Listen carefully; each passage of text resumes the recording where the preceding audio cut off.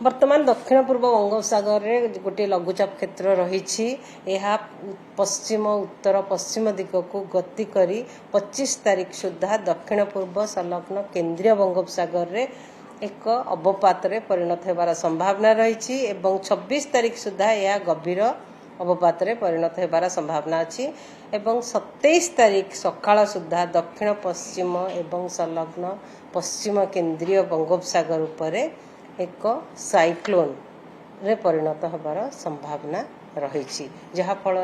आगामी 5 दिन आगामी 7 दिन वर्षा रहिबो ओडिशा राज्य रे ता सहित विशेष खबर रही कि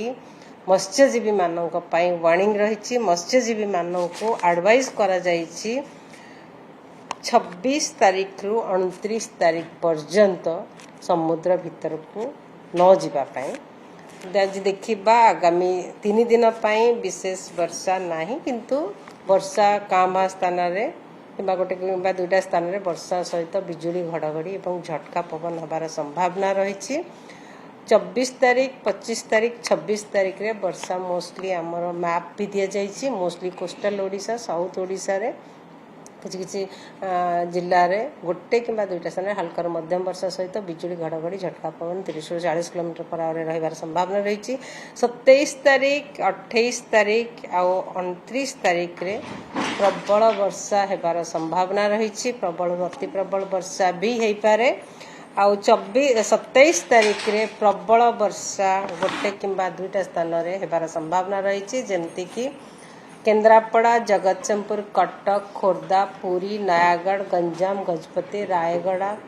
कोरापुट मालकानगिरी जिले में गोटे कि दुईटा स्थान में प्रबल वर्षा होबार संभावना रही आउ राज्य रे अनेक स्थान में वर्षा रहिबो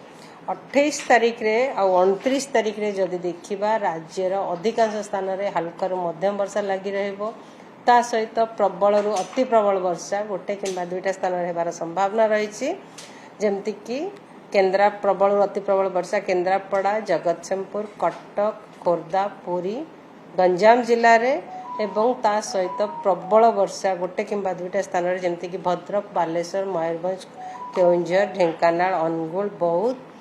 खोर्धा बौद्ध कंधमाल रायगड़ा गजपति कोरापुट मालकानगिरी जिले में 29 तारीख रे प्रबल वर्षा गोटे कि दुईटा स्थान में रहिबार संभावना रही जमती कि प्रबल अति प्रबल वर्षा जमती कि मयूरभंज बालेश्वर भद्रक एवं प्रबल वर्षा गोटे कि दुईटा स्थान में जमती कि केउंझर जाजपुर केन्द्रापड़ा एवं जगतसिंहपुर जिले में मैडम बात्या केउंठी स्थलभाग छुईबो एपर्यंत आंकलन करा जायनी एपर्यंत कहा जायछि बात्याटी सृष्टि हेबार बात्यारे परिणत होबार संभावना रही